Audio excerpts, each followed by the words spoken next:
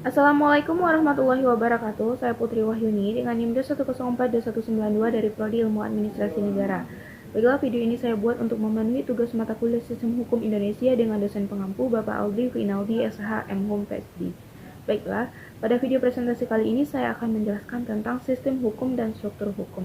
Adapun topik yang akan dibahas di antara yang pertama itu sistem hukum di dunia, yang kedua sistem hukum yang dianut Indonesia, yang ketiga struktur hukum di Indonesia. Yang pertama yaitu sistem hukum di dunia. Apa itu sistem hukum? Sistem hukum adalah sebuah tatanan hukum yang terdiri dari beberapa subsistem hukum yang memiliki fungsi berbeda-beda namun saling berkaitan antara subsistem hukum yang satu dengan yang lain untuk mencapai tujuan yang sama, yaitu terwujudnya keamanan, ketertiban, dan keadilan dalam masyarakat. Adapun sistem hukum di dunia ada 5, yaitu yang pertama sistem hukum Anglo-Sakson, yang kedua sistem hukum Eropa kontinental, yang ketiga sistem hukum Islam, yang keempat sistem hukum komunis, dan yang kelima sistem hukum campuran. Yang pertama yaitu sistem hukum Anglo-Sakson. Sistem hukum Anglo-Sakson atau Common Law ialah sistem hukum yang berasal dari Inggris yang kemudian menyebar ke Amerika Serikat dan negara-negara bekas jajahannya. Adapun sistem hukum Anglo-Sakson merupakan suatu sistem hukum yang didasarkan pada jurisprudensi, yaitu keputusan-keputusan hakim terdahulu yang kemudian menjadi dasar putusan hakim selanjutnya. Adapun sumber hukum dalam sistem hukum Anglo-Sakson yaitu putusan hakim atau pengadilan, kebiasaan, dan peraturan administrasi negara.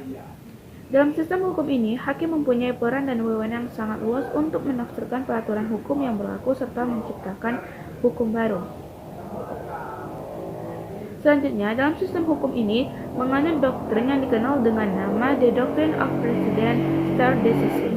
Doktrin ini pada intinya menyatakan bahwa dalam memutuskan suatu perkara, seorang hakim harus mendasarkan putusannya pada prinsip hukum yang sudah ada dalam putusan hakim lain dari perkara sejenis sebelumnya atau preseden. Dalam perkembangannya, sistem hukum ini mengenal pembagian, yaitu hukum privat tentang hak milik, hukum perjanjian dan tentang perbuatan melawan hukum, dan hukum publik yang mencakup peraturan-peraturan hukum yang mengatur kekuasaan dan wewenang penguasa atau negara serta hubungan antara masyarakat dan negara. Sistem hukum Anglo-Sakson dalam perkembangannya melandasi hukum positif di negara-negara Amerika Utara seperti Kanada dan beberapa Asia yang termasuk negara-negara persemakmuran Inggris dan Australia selain Amerika Serikat sendiri. Selanjutnya, kelebihan dan kelemahan sistem hukum Anglo-Sakson. Kelebihannya yaitu hukum Anglo-Sakson tidak tertulis, lebih memiliki sifat yang fleksibel dan sanggup menyesuaikan dengan perkembangan zaman dan masyarakatnya, karena hukum yang diberlakukan adalah hukum yang tidak tertulis atau common law. Adapun kelemahannya yaitu dalam sistem hukum Anglo-Sakson, unsur kepastian hukum kurang terjamin dengan baik, karena dasar hukum untuk menyelesaikan perkara atau masalah diambil dari hukum kebiasaan masyarakat atau hukum adat yang tidak tertulis. Yang kedua yaitu sistem hukum Eropa kontinental. Sistem hukum Eropa kontinental ini berkembang di negara-negara Eropa daratan yang sering disebut sebagai civil law. Awalnya berasal dari kodifikasi hukum yang berlaku di Kekaisaran Romawi pada masa pemerintahan Kaisar Justinus abad ke-6 sebelum Masehi. Adapun sistem hukum Eropa kontinental atau civil law mempunyai 3 karakteristik, yaitu yang pertama ada yang kodifikasi, yang kedua hakim tidak terikat kepada presiden sehingga undang-undang menjadi sumber hukum yang utama, dan yang ketiga sistem peradilan bersifat inkuisitorial. Selanjutnya, prinsip utama yang menjadi dasar sistem hukum Eropa kontinental atau civil law adalah hukum memperoleh kekuatan mengikat karena diwujudkan dalam peraturan-peraturan yang berbentuk undang-undang dan disusun secara sistematik di dalam kodifikasi atau kompilasi tertentu. Prinsip dasar yang dianut mengingat bahwa nilai utama yang merupakan tujuan hukum adalah kepastian hukum. Selanjutnya itu sumber hukum dalam sistem hukum civil law berupa peraturan perundang-undangan, kebiasaan, dan jurisprudensi. Dari sumber-sumber itu, yang menjadi rujukan pertama dalam sistem hukum civil law adalah peraturan perundang-undangan, sehingga negara penganut civil law menempatkan konstitusi pada urutan tertinggi dalam hierarki peraturan perundang-undangan, di mana semua negara penganut civil law mempunyai konstitusi tertulis. Selanjutnya, dalam perkembangannya, sistem hukum Eropa kontinental terdapat pembagian. Yang pertama, hukum publik yang mencakup peraturan hukum yang mengatur kekuasaan dan wewenang penguasa atau negara dan hubungan antara masyarakat dan negara. Yang kedua, hukum privat yang mencakup peraturan hukum yang mengatur tentang hubungan antara individu-individu dalam memenuhi kebutuhan hidupnya. Dalam sistem hukum Eropa kontinental atau civil law, hakim hanya berfungsi menetapkan dan menafsirkan peraturan dalam batas wewenangnya. Dan putusan seorang hakim dalam suatu perkara hanya mengikat para pihak yang berperkara saja. Selanjutnya, kelebihan dan kelemahan dari sistem hukum Eropa kontinental. Kelebihannya yaitu semua aspek kehidupan masyarakat dan sengketa-sengketa yang terjadi telah tersedia undang-undang atau hukum tertulis, sehingga kasus-kasus yang timbul dapat diselesaikan dengan mudah serta akan lebih menjamin adanya kepastian hukum dalam proses penyelesaiannya. Adapun kelemahannya yaitu banyak kasus yang timbul akibat dari kemajuan zaman dan peradaban manusia tidak tersedia undang-undangnya, sehingga kasus ini tidak dapat diselesaikan di pengadilan. Yang ketiga yaitu sistem hukum Islam. Sistem hukum Islam berasal dari Arab, kemudian berkembang ke negara-negara Asia, Afrika, Eropa, Amerika, secara individual maupun secara kelompok.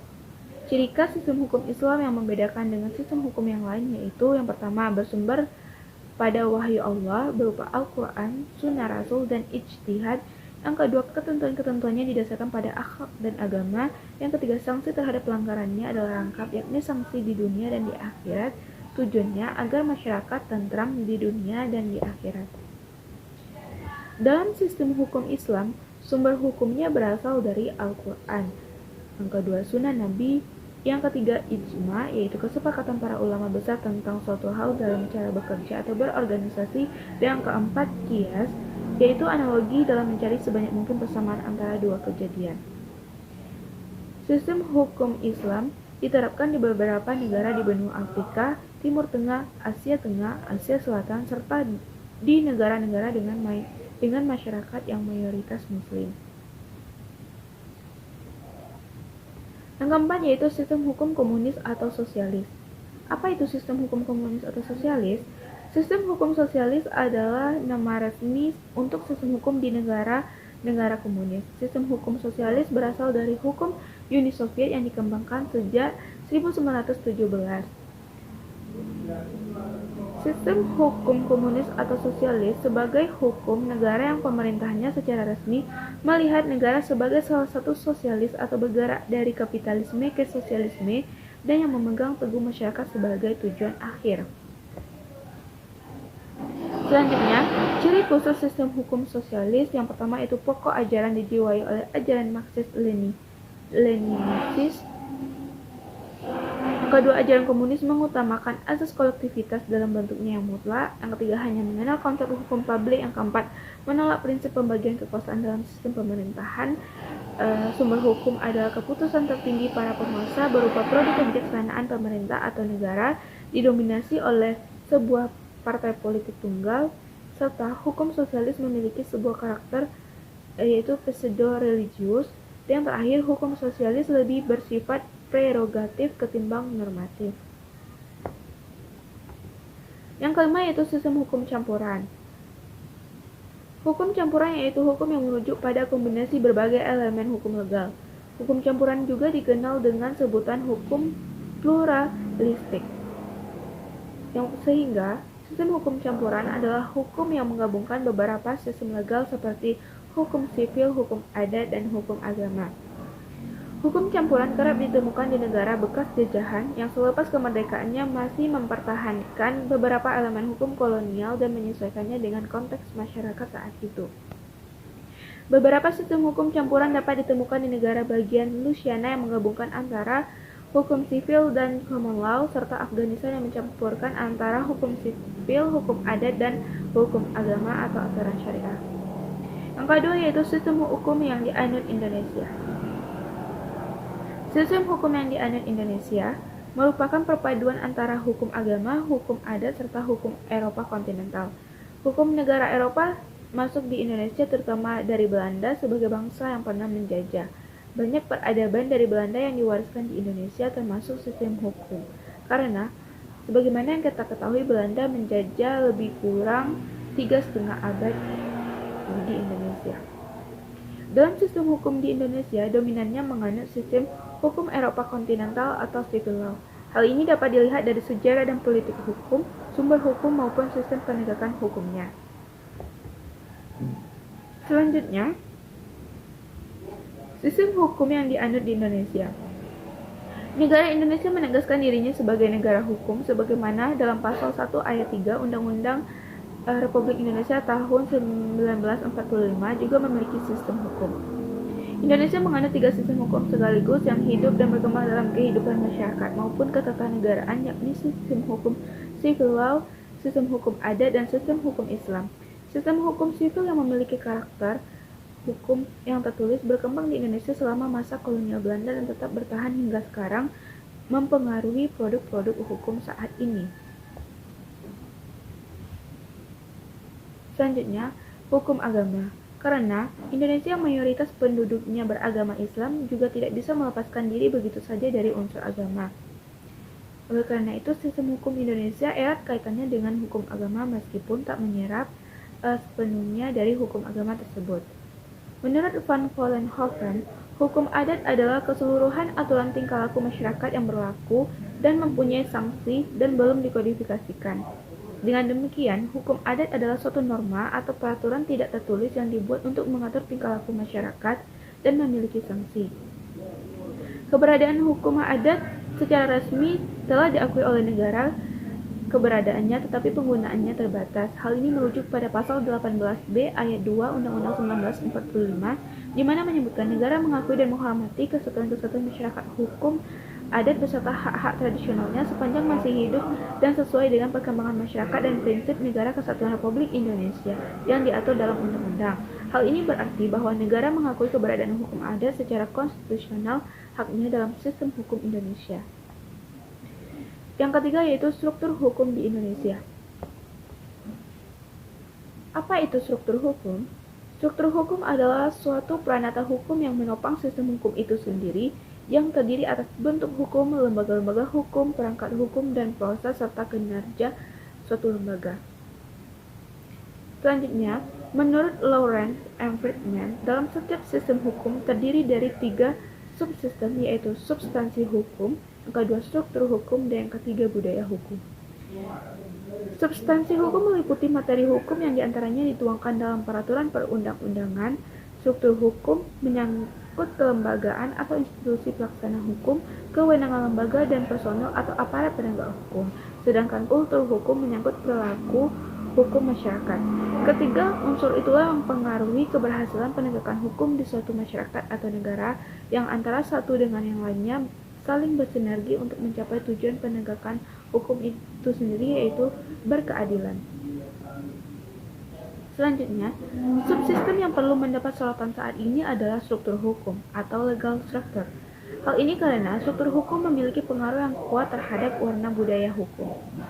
Budaya hukum adalah sikap mental yang menentukan bagaimana hukum digunakan, dihindari, atau bahkan disalahgunakan.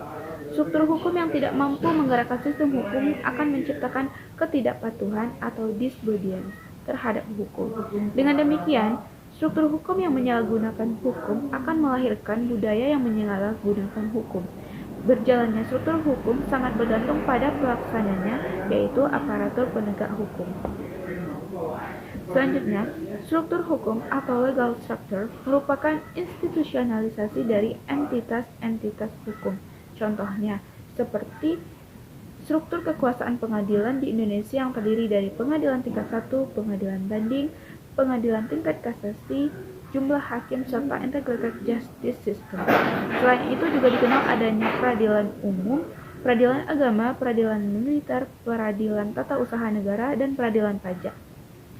Selanjutnya, Friedman menegaskan bahwa hukum ini memiliki elemen pertama dari sistem hukum, antara lain struktur hukum, tatanan kelembagaan, dan kinerja lembaga. Selanjutnya, dalam struktur hukum di Indonesia, sistem atau struktur kelembagaan hukum adalah suatu sistem atau mekanisme kelembagaan yang menopang pembentukan dan penyelenggaraan hukum di Indonesia. Adapun strukturnya yaitu yang pertama lembaga peradilan, Mahkamah Agung, Mahkamah Konstitusi, dan Komisi Yudisial. Yang kedua, aparatur penyelenggara hukum seperti kepolisian, kejaksaan, dan kehakiman. Yang ketiga, mekanisme penyelenggaraan hukum. Yang keempat, sistem pengawasan pelaksanaan hukum. Adapun susunan tata hukum Indonesia berdasarkan hierarkinya. Yang pertama, Undang-Undang Negara Republik Indonesia tahun 1945, Undang-Undang atau Peraturan Pemerintah pengganti Undang-Undang. Yang ketiga, Peraturan Pemerintah. Yang keempat, Peraturan Presiden. Yang kelima, Peraturan Daerah, yang di dalamnya terdiri dari peraturan daerah provinsi dan kabupaten atau kota dan desa. Demikianlah presentasi saya pada video kali ini. Mohon maaf bila ada kesalahan. Wassalamualaikum warahmatullahi wabarakatuh.